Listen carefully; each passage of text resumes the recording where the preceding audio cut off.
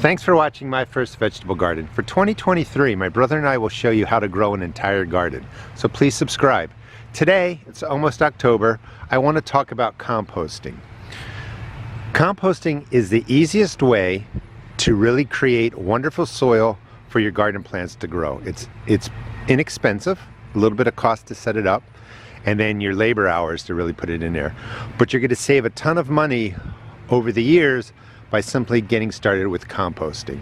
Now, you don't have to start with something as elaborate as this. Again, please subscribe. I'm going to be going over the different components. I wanted to just talk today about fall composting and cold composting. What is cold composting?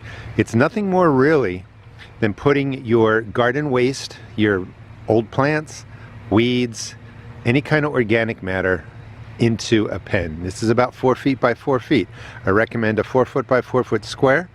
Every year I fill this up in the spring, late fall, with all the debris out of the garden, and I just let it break down over time. This has been set up and going for about 4 years. Cold composting takes longer. It can take a good year, most likely 2 years, for your material to really break down. Notice that it's in a pen, rainwater comes in, the microbes, the fungi really need moisture to break down. If you can keep this in a shady area, it works a little bit better. It's keeping that moisture in that really lets everything in nature do what it needs to do to break this down. You have mold, fungus, and microbes.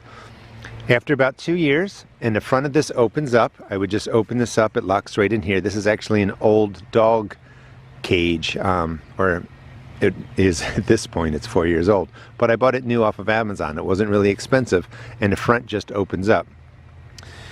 In about 2 years, you're going to have this beautiful compost.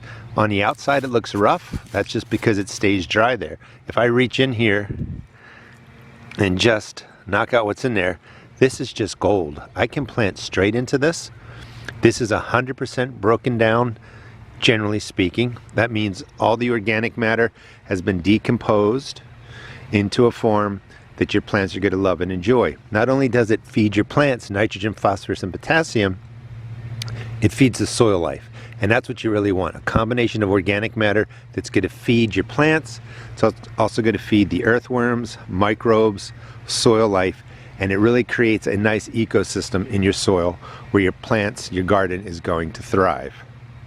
Now, 2 years may seem like a long time, but if you intend to garden for years, it's really worth it. So the biggest obstacle is people getting started. You don't need a lot of space.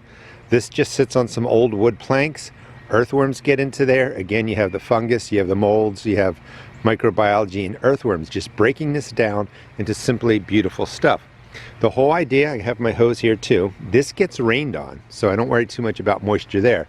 Over here, I have a different setup. I'll be talking about this in the next video if you want to subscribe. This is hot composting, and this is a process to really break down organic matter much more quickly. And I don't know if you can see that. Let's see if we can get it in here. That is at about 120 degrees. The center of this pile is warm. It's a microbial really exercise in breaking down organic matter. It's fast. It'll really decay this quickly. I move it over to here, and then I move it into a pile over there. That's my hot composting process. So that is a little bit more quicker.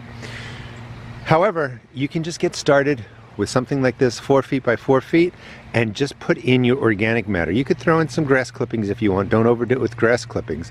But this is for everything that comes out of my garden. I just let it break down, and then I get in right through the front here, scoop out what I need. It goes right into the garden beds. So start with cold composting. Set something up like this.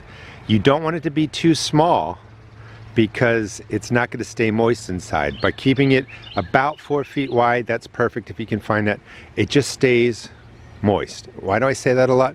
Because the biggest failure for people composting is it's too small. The pile dries out, the fungus, the molds, the microbes don't do their thing. So let me just show you the dimensions here so you get an idea.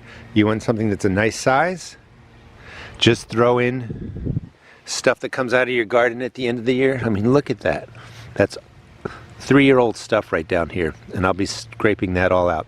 And then when I take out what's below, this will drop down. I will just continue the process year after year so that I get let's get a beautiful handful so that I get a beautiful handful of compost.